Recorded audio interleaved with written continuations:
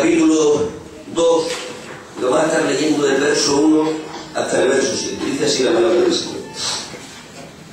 Escribe Adán de la iglesia en Efeso, el que tiene las 7 estrellas en su diestra, el que anda en medio de los 7 candeleros de oro, dice: yo conozco tus obras y tu arduo trabajo y paciencia, y que no puedes soportar a los malos, y has probado a los que se dicen ser apóstoles y no lo son, y los has hallado mentirosos, y has sufrido y has tenido paciencia, y has trabajado arduamente por amor de mi nombre, y no has desmayado. Pero tengo contra ti que has dejado tu primer amor. Recuerda por tanto de donde has caído y arrepiéntete, y haz las primeras obras, pues si no, vendré pronto a ti y quitaré tu candelero de su lugar si no te hubieres arrepentido. Pero tienes esto, que aborrecen las obras de los nicolaítas, las cuales yo también aborrezco. El que tiene oído, oiga lo que el Espíritu dice a las iglesias. Al que prefiere, le daré a comer del árbol de la vida, el cual está en medio del paraíso de Dios. Amén. Amén. Amén. Esto que acabamos de leer es el tercer mensaje que Dios envió a la iglesia de Éfeso.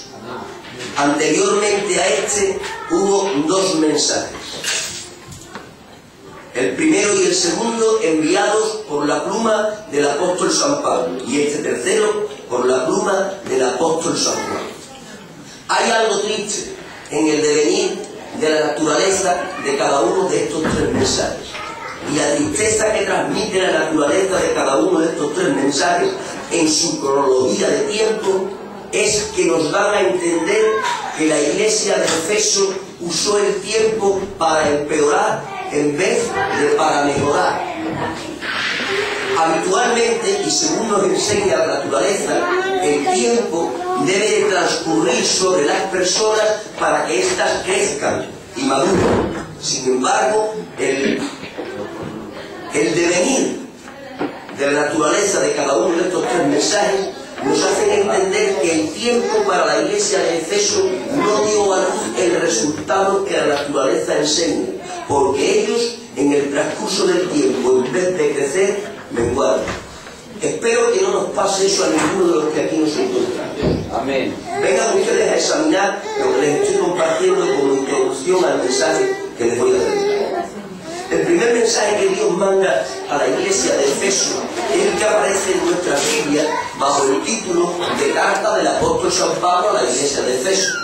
El segundo mensaje que Dios le envía a la iglesia de Efeso es el que aparece en nuestra Biblia bajo el título de Carta del apóstol San Pablo a su hijo Timoteo.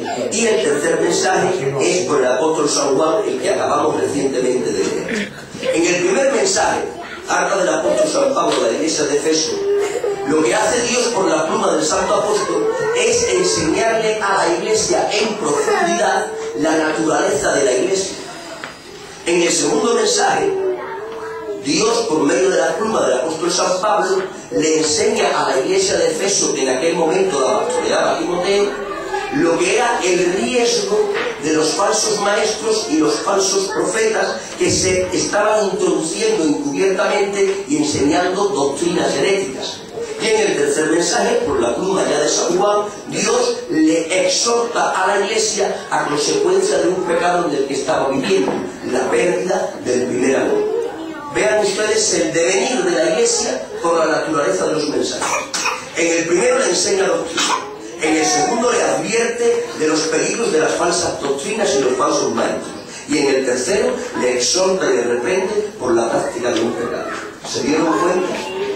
Primero les enseña doctrina, después les advierte de peligro, después les reprende por el pecado.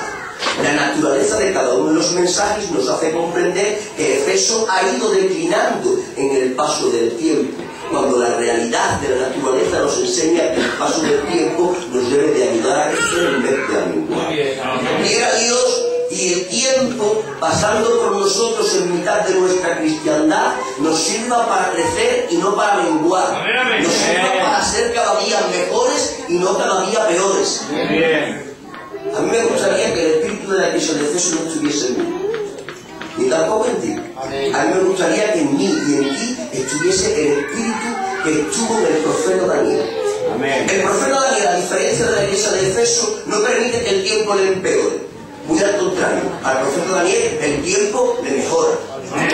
¿Saben ustedes que el profeta Daniel, yo sé que ustedes conocen en profundidad las escrituras, fue deportado de su tierra, Israel, hasta Babilonia, cuando aún era un jovenzuelo imberbe? Pero estando allí en Babilonia, Dios ha estado con él en pago a su fidelidad y le ha elevado a los altares del gobierno caldeo, hasta el punto que se ha convertido en primer ministro del gobierno del rey Nabucodonosor. Cuando Nabucodonosor tenía un problema que descifrar, consultaba a magos y astrólogos, y cuando no le daban solución, tenía que recurrir a Daniel. Nos cuenta el libro del profeta que en 3 ocasiones Nabucodonosor se tiene que doblegar delante de Daniel y decir: tu Dios es el Dios. Dios le ha llevado a la cúspide del estrellado, es el primer ministro del gobierno del rey Nabucodonosor.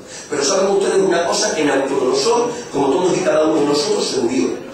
Nosotros también nos vamos a tener que morir. Y cuando Nabucodonosor se ha muerto, dice que entró al trono el Bilmerodá, y después del Bilmerodá entró Nabalmarduk, y después de Nabalmarduk entró Nabodino, y después de Nabodino, como corregente, entró Belsasar. ¿Saben ustedes qué ocurrió en todo ese tiempo, desde Nabucodonosor hasta Belsasar? Que el Daniel, que era primer ministro del gobierno de Nabucodonosor, pasó a estar en el anonimato.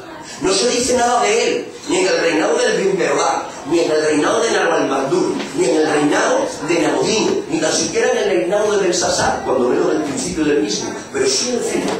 Han pasado 4 reyes por el gobierno, ninguno dice nada en referencia a Daniel, lo cual nos da a entender el silencio, que implícitamente Daniel había pasado de estar en el primer plano a estar en la trastienda. Pero cuando el Belsasar está haciendo aquella fiesta de la que ustedes conocen, bebiendo vino en las copas sagradas del templo de Carlos su abuelo Nabucodonosor, cuando está ahí, ha aparecido una mano que ha escrito en el encabado de la pared. Es un misterio lo que hay en el encabado de la pared. Belsasar se pone nervioso, llama a magos, llama a astrólogos, llama a divinos. Nadie descifra el problema. Aparece la reina madre, que no era otra que la viuda de Nabucodonosor, y le dice a aquel que era su nieto, quizás bisnieto: en los días de tu padre Nabucodonosor, el vocablo padre que se usa ahí no es referencia a que fuese literalmente su padre, sino su antepasado. En los días de tu padre Nabucodonosor había un joven de Israel llamado Daniel que descifraba misterios cuando todos fracasaban. Y dice el texto que Belsasar mandó a llamar a Daniel, y de que le ve, y aparece Daniel en el salón del trono, le dice: ¿eres tú aquel Daniel? Gloria a Dios. Daniel responde sin titubear: yo soy, mi señor el rey. Muy bien. Fui primer ministro en el gobierno de tu abuelo Nabucodonosor, y hoy estoy en el anonimato, en el ostracismo. Llevo así 4 reinados, pero a mí el tiempo ni el anonimato me han estropeado. Era capaz de resolver misterios entonces y soy capaz de resolver. El tiempo no me ha empeorado, no me he mantenido simplemente, sino que he mejorado. Amén. Me gustaría que el tiempo sobre nosotros no nos llevase a menguar ni tampoco a estancarnos, sino que, como dice la ley de la naturaleza, nos llevase a crecer para hacernos cada día mejor para nosotros. Me gustaría ser cada día mejor para nuestro Dios. Levanten su mano al cielo, digan un poderoso y digo: gloria a Dios. Dicho esto a manera de introducción, voy a entrar a compartirles lo que Dios ha puesto en mi corazón. Tengo 2 cosas para decirles. Una en relación al mensajero, y otra en relación al mensaje que el mensajero da. Cuando el mensajero, que es Jesucristo, se tiene que definir en este mensaje, se define de la siguiente manera: soy, dice el texto, el que anda en medio de los 7 candeleros de oro. He ahí la definición que Jesucristo hace de su persona. Primero se presenta a Él, y después, a partir del verso 2, se dispone a dar el mensaje. Pero primero se presenta a Él. En la presentación que hace de sí mismo hay un profundísimo mensaje.